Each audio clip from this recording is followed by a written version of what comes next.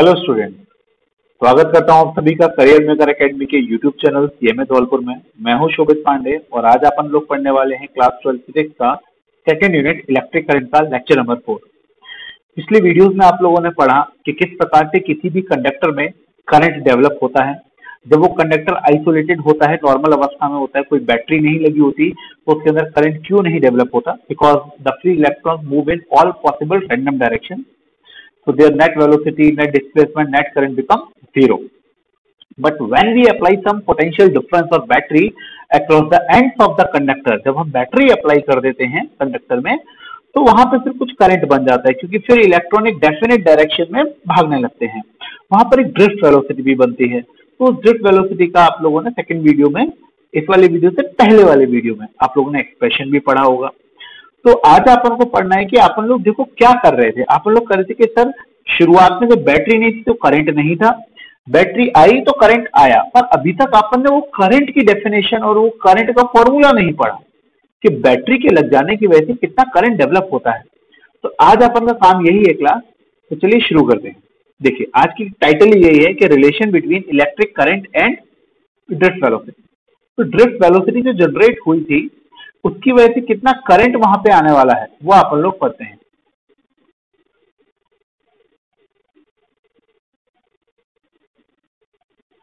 तो ये अपन को आज का टॉपिक पढ़ना है कि relation between current and drift velocity. तो क्लास सबसे पहले शुरू करने से पहले आपको ये बता दूं कि यहाँ पर अपन ने एक कंडक्टर लिया हुआ है जिसका लेंथ आप देखिए L है ना, ये कंडक्टर है और इसका क्रॉस सेक्शन एरिया यहाँ से लेकर यहाँ तक का कैपिटल A है। ये बैटरी लगाई हुई है जिसका एक पॉजिटिव टर्मिनल और एक नेगेटिव टर्मिनल। ये नेगेटिव आयंस यहाँ से फ्लो होते होते यहाँ पर आ गए होंगे और ये पॉजिटिव आयन यहाँ से फ्लो होते होते यहाँ पर इकट्ठे हो गए होंगे। इसके अंदर लेट सपोज कहाँ पर इलेक्ट्रॉन्स हैं। ये इलेक्ट्रॉन रैंडमली मूव करेंगे और यहाँ से लेकर यहाँ तक पहुंचेंगे टी टाइम में। याद रखना, इस टाइम के बारे में आप उनको पढ़ना है बहुत डिटेल में। ठीक है क्लास। तो अब ये करंट बनाएगा। तो इलेक्ट्रॉन अगर यहाँ भागा तो करंट ये बना अपोजिट डायरेक्शन में, पिछली क्लास में डिस्कस हो गया था, क्योंकि इलेक्ट्रॉन एक नेगेटिव क्वांटिटी है। इसका एरिया ए है, लेंथ एल है, तो इसका वॉल्यूम कितना हो गया? A into L, area into length, ये इसका क्या हो गया? वॉल्यूम हो गया। क्लियर है क्लास? साथ साथ आप इसमें कुछ चीजें और लिखते हैं। देखिए हमेशा याद रखना क्लास, ये ट्रिक भी कह लो आप इसको, बेसिक मेथड है। कभी भी कोई डेरिवेशन करनी हो किसी भी चीज की तो शुरुआत उसकी डेफिनेशन वाले फॉर्मूले से होती है। आप में से कई बच्चों को डाउट है कि सर हमको अगर कोई शुरुआत बता दे एग्जाम में तो हम पूरी डेरिवेशन कर लेंगे, तो क्यों ना वो लोग आप ही बन जाओ जो शुरुआत बताए बाकियों को। तो याद कैसे रखेंगे शुरुआत? डेफिनेशन का जो फॉर्मूला होता है वो आपकी डेरिवेशन करवा देता है। मतलब डेरिवेशन का फर्स्ट पॉइंट हमेशा डेफिनेशन का फॉर्मूला होता है। इसको अपन आगे चलते चलते इस कोड को रिकॉल करते रहेंगे आगे। ठीक है, देखिए जैसे यहाँ पर इलेक्ट्रिक करंट का बेसिक फॉर्मूला जो अपन 10th में पढ़ते हैं, 11th में पढ़ा, 12th में अब आ रहा है, वो होता है Q by T. Electric current का बेसिक फॉर्मूला क्या होता है? Charge upon time. कितना चार्ज कितने टाइम में फ्लो हो रहा है ना। तो वो चार्ज जो कि इस पूरे कंडक्टर में हो क्लास, इस पूरे कंडक्टर में कितना चार्ज है ना, वो निकालना है अपन। तो एक बार चार्ज निकाल लें और फिर टाइम निकाल लें। कौन सा टाइम? जिस टाइम में वो इलेक्ट्रॉन यहाँ से लेकर यहाँ तक फ्लो होगा वो टाइम, और फिर दोनों को इस फॉर्मूले में रख देंगे अपन इक्वेशन 1 में, तो अपन का डेरिवेशन हो जाएगा। तो चलिए शुरू करते हैं पहले टोटल चार्ज से। तो उसके लिए अपन को कुछ चीजें सपोज करनी पड़ेंगी। देखिए तो लेट सपोज अपन को इनिशियली क्या मानना पड़ा कि there are small n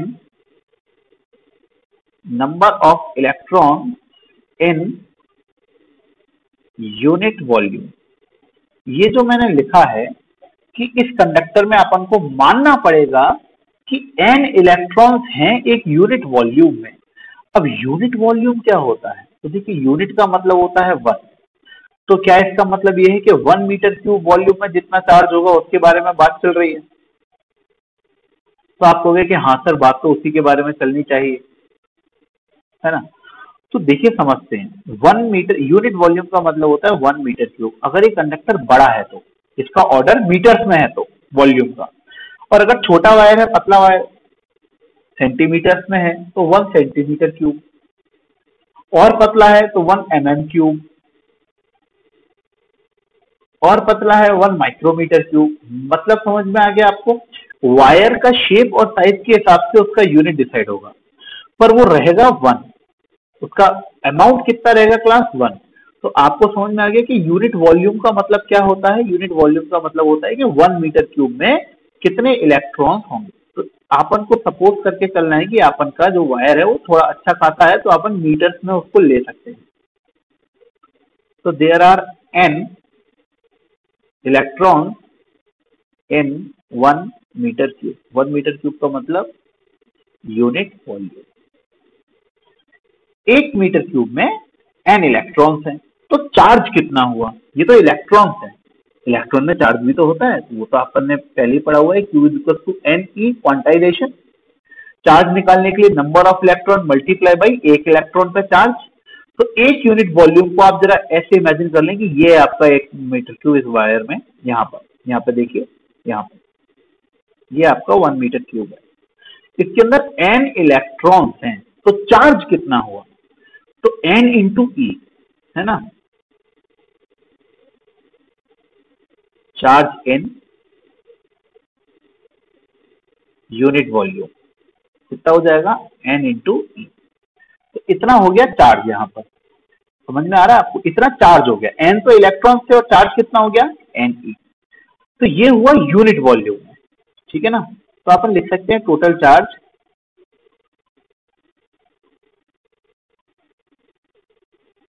in unit volume कितना हो गया, n इंटू ई। तो total charge in whole volume, क्योंकि अपन को तो पूरे वॉल्यूम में निकालना है, तो अपन लिखेंगे टोटल चार्ज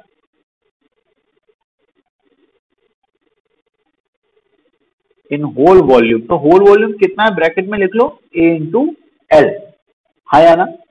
तो 1 मीटर क्यूब में n इंटू ई चार्ज, तो a इंटू एल वॉल्यूम में कितना चार्ज, a into L N E. तो आपके पास चार्ज जो निकालना था कितना आ गया, ए एल एन ई।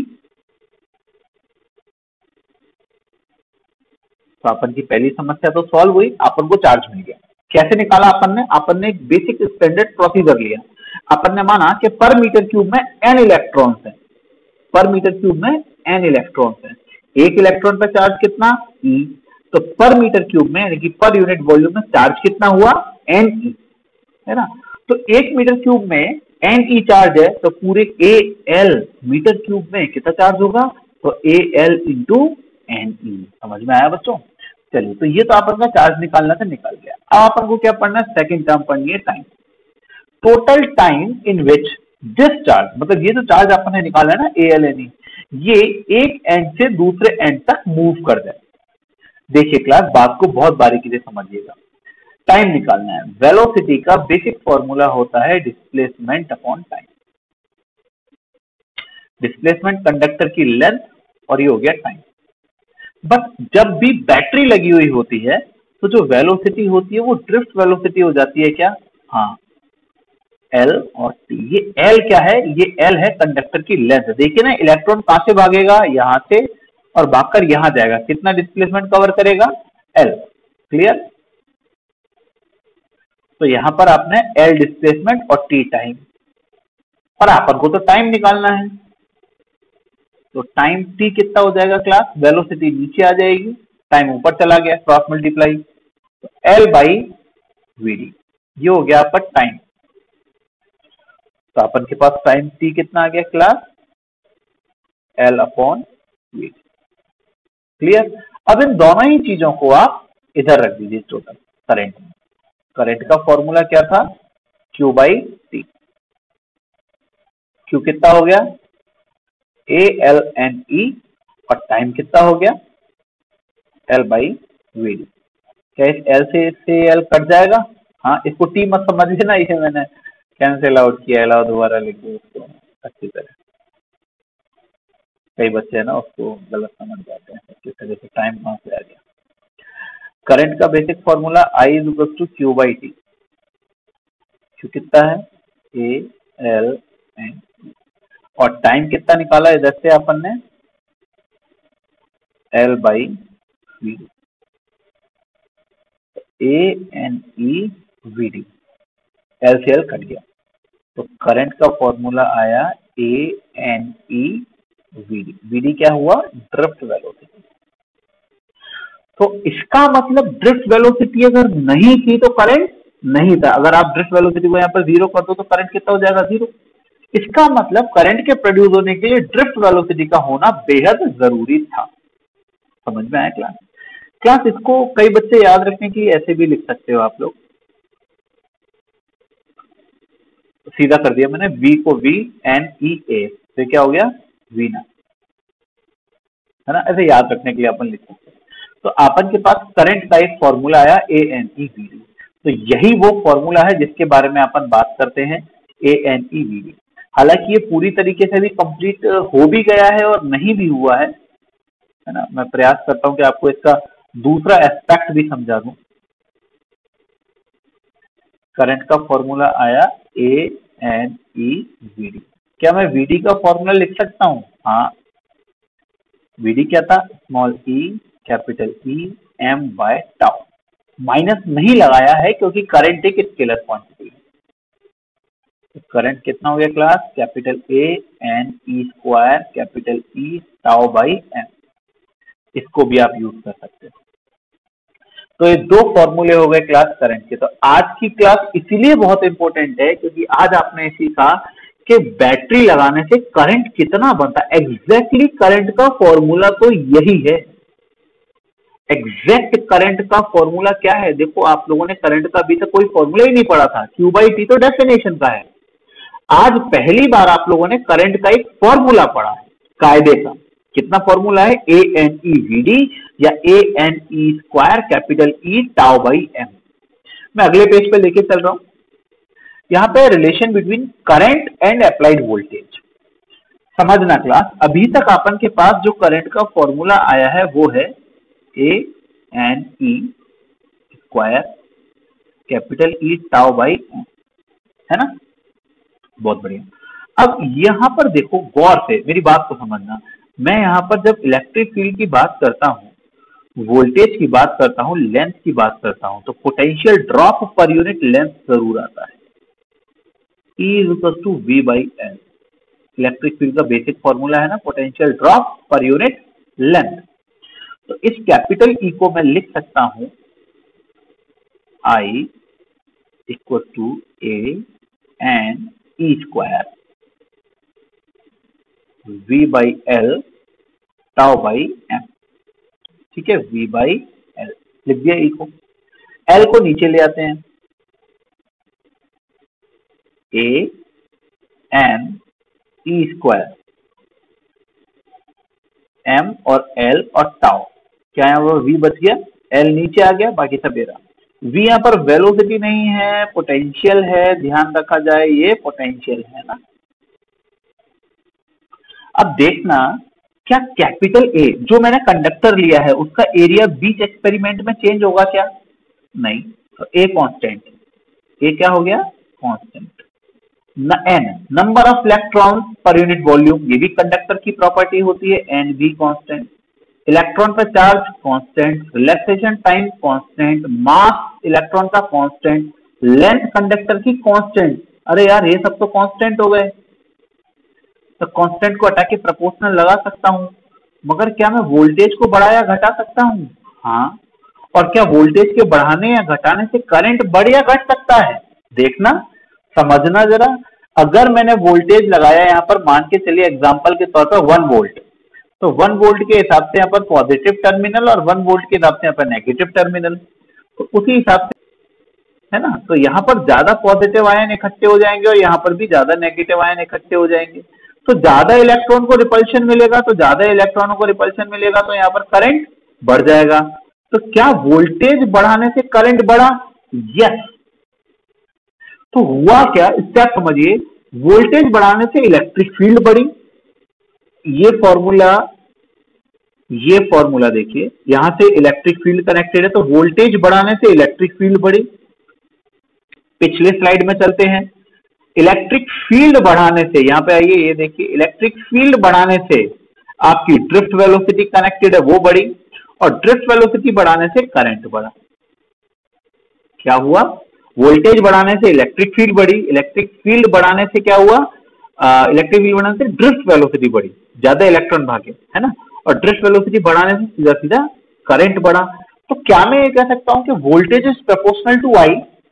हाँ, यही बोला था 1828 में सर जॉर्ज साइमन ओम्स ने, जिसको आप ओम्स लॉ से जानते हैं। पर वो मेरा काम नहीं था आज पढ़ाना, मेरा काम ओम्स लॉ को अगले लेक्चर में आपको डिटेल में पढ़ाऊंगा, हालांकि शुरुआत उसकी आज हो गई है। अपन ने आज क्या क्या पढ़ा? अपन ने आज सबसे पहले पढ़ा कि कंडक्टर में कितना करंट होता है। तो कंडक्टर के बेसिक करंट का फॉर्मूला यूज किया Q/T। अपन ने माना कि इस कंडक्टर के पर यूनिट वॉल्यूम में n इलेक्ट्रॉन्स है, तो पूरा चार्ज कितना होगा पर यूनिट वॉल्यूम में? n into E. तो पूरे वॉल्यूम में कितना चार्ज होगा? ALNE। क्लियर है? फिर अपन ने टाइम निकाला। टाइम कैसे निकाला अपन ने? वेलोसिटी को यूज किया अपन ने। वेलोसिटी का बेसिक फॉर्मूला क्या होता है? L/T। तो वही यूज किया अपन ने L/T। L/T को यूज किया तो टाइम निकल के आया वहां से अपन के पास ये रहा। उसके बाद अपन ने दोनों की वैल्यूज को यहाँ रख दिया फॉर्मूले में, और अपन के पास फॉर्मूला आ गया ANE/VD। फिर अपन ने VD का भी फॉर्मूला रख दिया। तो ये दो फॉर्मूले अपन के पास करंट किया। तो आई होप आपके समझ में आया होगा आज का लेक्चर। आज के लेक्चर में अपन ने करंट को एक्चुअल में पढ़ा है कि करंट का फॉर्मूला क्या होता है। करंट का फॉर्मूला होता है ANE/VD, या VNEA, वीना भी बोल सकते हो, है ना। तो ANE/VD, और VD का फॉर्मूला रख दोगे तो ANE², कैपिटल E τ/m। ये होता है एक्चुअल फॉर्मूला इलेक्ट्रिक करंट का। क्या ये वोल्टेज से रिलेटेड था? बिल्कुल था। जब अपन ने वोल्टेज रखा इलेक्ट्रिक फील्ड की जगह तो पता पड़ा ये तो प्रोपोर्शनल है। यही जॉर्ज साइमन ओम ने बोला था। तो उम्मीद है आपको आज का लेक्चर समझ में आया होगा। आज अपन ने पढ़ा कि किसी भी कंडक्टर के अंदर ड्रिफ्ट वेलोसिटी की वजह से करंट कितना बनता है। तो ड्रिफ्ट वेलोसिटी डिपेंडेंट होती है इलेक्ट्रिक फील्ड पर, इलेक्ट्रिक फील्ड डिपेंडेंट होता है पोटेंशियल पे। तो ओवरऑल आज का लेक्चर ये था कि करंट डेवलप हुआ तो कितना हुआ, और वो अल्टीमेटली क्या पे डिपेंडेंट है? तो वोल्टेज पे। आई होप आपके समझ में आया होगा। नेक्स्ट वीडियो ओम्स लॉ होगा, जो कि यहीं पे शुरू होगा। अगर आपको वीडियो अच्छा लगा हो तो लाइक एंड शेयर कीजिए। Thank you, bye bye.